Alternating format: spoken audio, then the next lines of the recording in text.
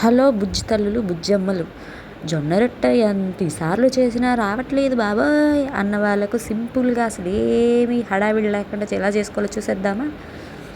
ఇప్పుడు ఇప్పుడు గిన్నెలోకి మీకు కావాల్సినంత జొన్న పిండి వేసేసుకోండి.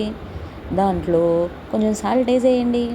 సాల్ట్ వేసి కాస్త నీళ్లు పోసి మీకు ఇలా పట్టుకుంటే ఒక ముద్దలాగా, ఇప్పుడు పట్టుకొని చూపిస్తాను చూడండి, ఇలా ముద్దలాగా వచ్చినంత పిండి కలిపేసుకోండి. కలిపేసుకున్న తర్వాత మన క్లాత్ ఒకటి, కాటన్ క్లాత్ తీసుకొని దాని మీద కచ్చా పచ్చా మీకు నచ్చిన విధంగా ఎవరైనా దలుచుకుని కోపం ఉంటే కొట్టేసేయండి.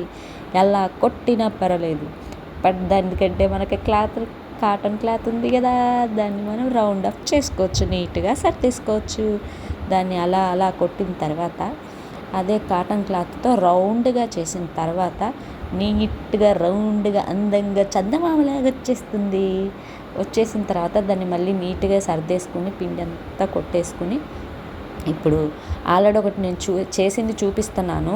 ఆల్రెడీ అది ఫస్ట్ చేశాను, ఇది మీకు తెలియాలని మళ్ళీ కలిపి మళ్ళీ చేస్తున్నాను. ఆల్రెడీ పెన్నం బాగా హీట్ ఎక్కిన తర్వాత పెన్నం వేడిగా ఉందా లేదా చూసుకుని అప్పుడు రొట్టేసేయడమే. రొట్టేసిన తర్వాత రెండు వైపులా సూపర్గా ఎర్రగా కాల్చుకొని తింటే మన రొట్టె చూసారా నీట్గా ఎలాగ వచ్చేసింది, అటు ఇటు తిప్పేసుకుని కాల్చేసుకోవడమే. జొన్న రొట్టె రెడీ. సూపర్గా మంచి కర్రీ వండుకొని తింటే ఉంటుంది. హెల్త్కి హెల్త్,